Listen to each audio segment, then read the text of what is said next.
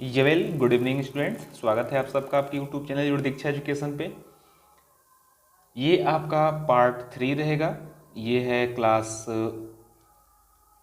9 के लिए, ये है पार्ट 3 वीडियो। इसमें हम लोग देखेंगे प्रश्नावली 1.1 के सभी प्रश्नों को। प्रश्नावली 1.1 के सभी प्रश्नों को इसमें हल करेंगे और सीखेंगे कि इन प्रश्नों को आसानी से कैसे हम लोग हल कर सकते हैं। यदि आप चैनल पर नए हैं तो कृपया चैनल को सब्सक्राइब कीजिए, साथ ही साथ बेल आइकन को दबाइए ताकि आपको नई वीडियो की सूचनाएं आसानी से मिलती रहे।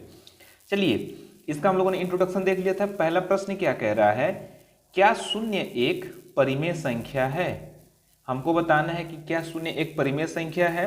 तो इसको तो हम लोगों ने इंट्रो क्लास में ही देख लिया था कि शून्य एक परिमेय संख्या है। क्या इसे आप P/Q के रूप में लिख सकते हैं, जहां P और Q पूर्णांक हो और Q is not equal to 0 हो। तो चूंकि ये तो हम लोगों ने ऑलरेडी कर लिया था, तो चलिए इसका हम लोग आंसर लिख लेते हैं। सिंपल से रहेगा। ये आपका पहला क्वेश्चन है। पहला क्वेश्चन का ये रहा आपका आंसर, ये रहा। हाँ, शून्य एक परिमेय संख्या है। हाँ, शून्य एक परिमेय संख्या है क्योंकि शून्य को P/Q यानी 0/1 के रूप में लिखा जा सकता है। ठीक है, इसको हम लोगों ने इंट्रो वाली क्लास में भी देखा था कि शून्य क्यों एक परिमेय संख्या होती है। तो ये जिन्होंने प्रीवियस वाली क्लास को नहीं देखा है वो प्रीवियस वाली क्लास देख लेंगे तो उनको आसानी से समझ में आ जाएगा। चलिए, अब जरा हम लोग दूसरा प्रश्न देखते हैं। दूसरा प्रश्न क्या कह रहा है कि 3 और 4 के बीच 6 परिमेय संख्याएं ज्ञात कीजिए। देखिए, परिमेय संख्या ज्ञात करने के बहुत तरीके होते हैं और पिछली क्लास में हम लोगों ने यह भी देखा है कि दो संख्याओं के बीच कितने परिमेय संख्याएं निकलती हैं। तो दो संख्याओं के बीच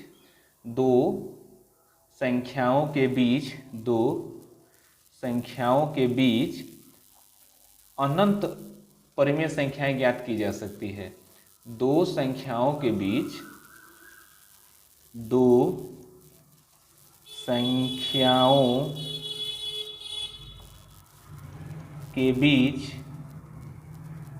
अनंत परिमेय संख्याएं ज्ञात की जा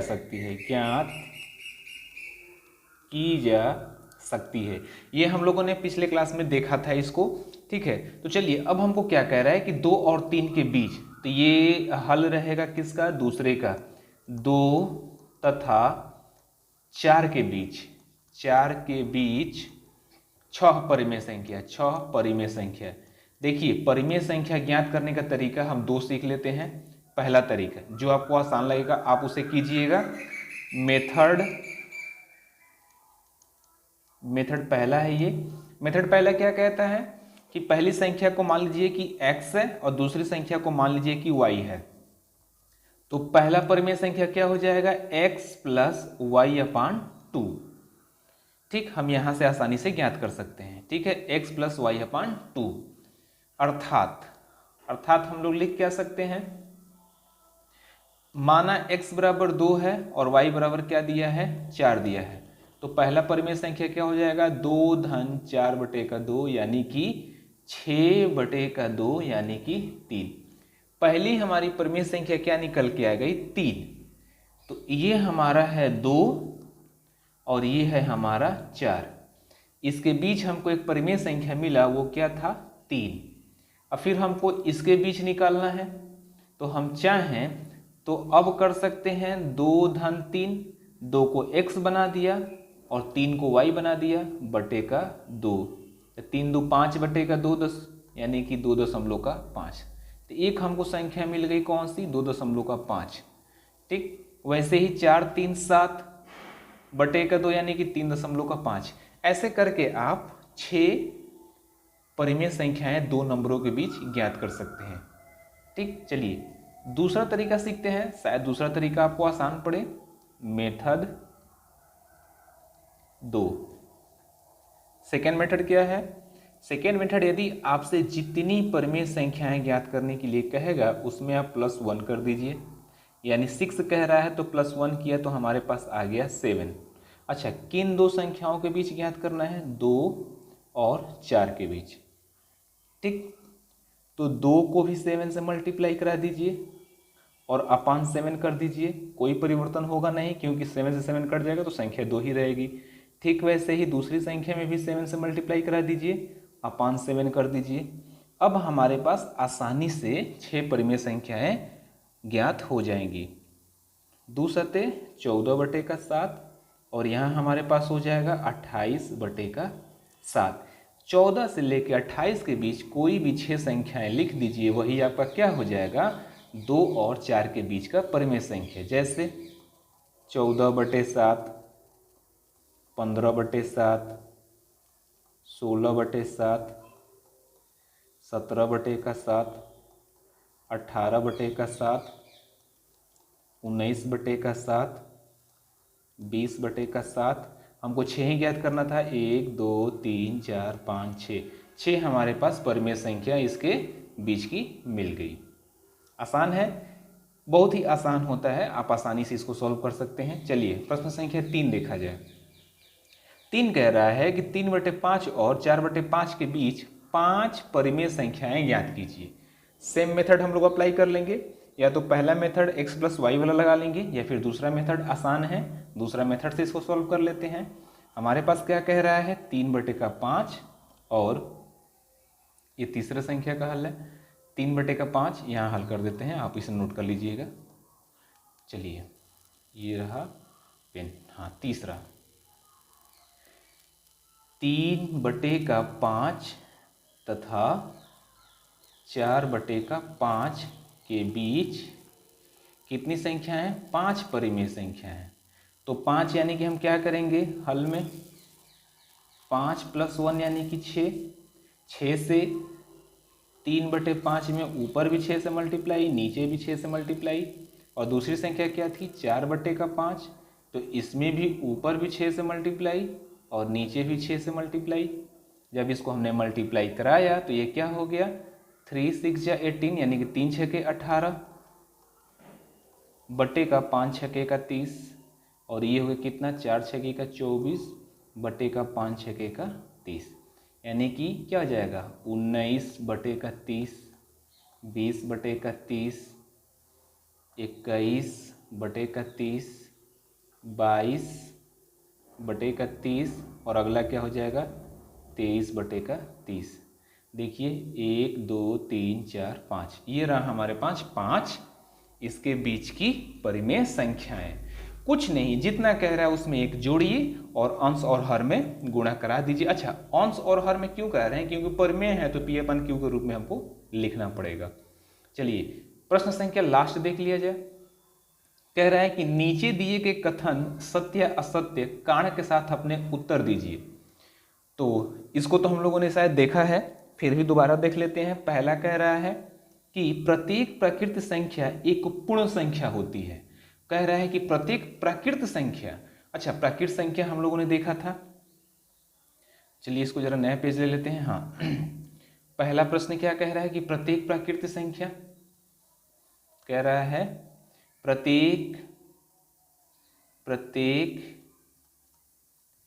प्राकृत संख्या एक पूर्ण संख्या होती है, ऐसा पूछ रहा है। तो यह क्या है? इसका हल में यह असत्य है, ये सही नहीं है। अच्छा क्यों सही नहीं है भाई? तो देखिए ये है हमारा नंबर लाइन, ठीक, ये है हमारा 0 और ये है हमारा पॉजिटिव इंटीजर यानी कि 1 2 3 से लेकर के इनफाइनाइट तक।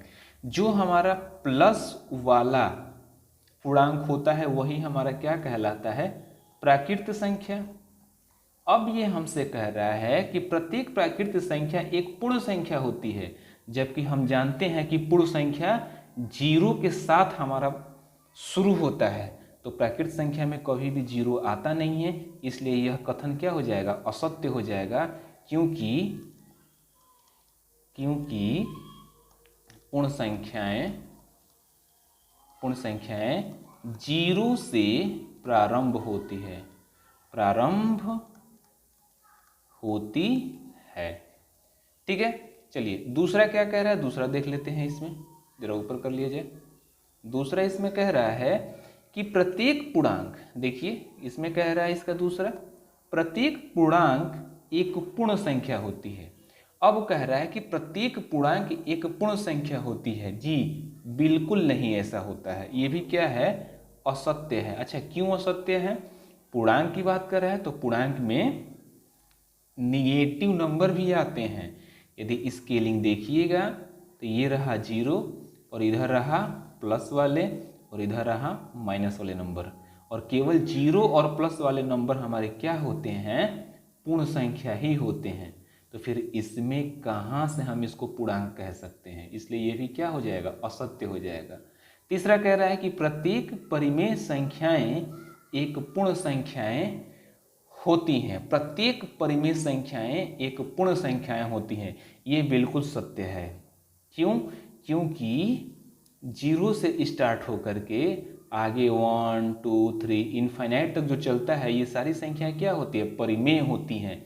क्योंकि पूर्ण संख्या में जीरो को भी हम परिमेय संख्या यानी कि 0/1 के रूप में लिख सकते हैं। क्लियर है, यानी कि दो कथन असत्य और तीसरा कथन सत्य है। ठीक है, ये रहा आपका पूरा प्रश्नावली 1.1 यानी अभ्यास 1.1 का संपूर्ण हल, और ये आज का पार्ट नंबर 3 वीडियो है।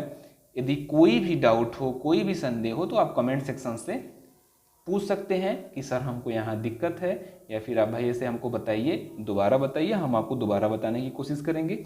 यदि वीडियो पसंद आए तो चैनल को लाइक और सब्सक्राइब जरूर कीजिए, और एक लाइक तो बनता है, लाइक सब्सक्राइब। ठीक है, चलिए अगले वीडियो में हम लोग एक्सरसाइज 1.2 और उसके पहले यदि कुछ भी इंट्रो होगा तो उसको हम लोग देखेंगे और सीखेंगे कि कैसे हम लोग आसानी से प्रश्नों को हल कर सकते हैं या कर सकते थे। तब तक बने रहिए अपने योर दीक्षा एजुकेशन चैनल के साथ।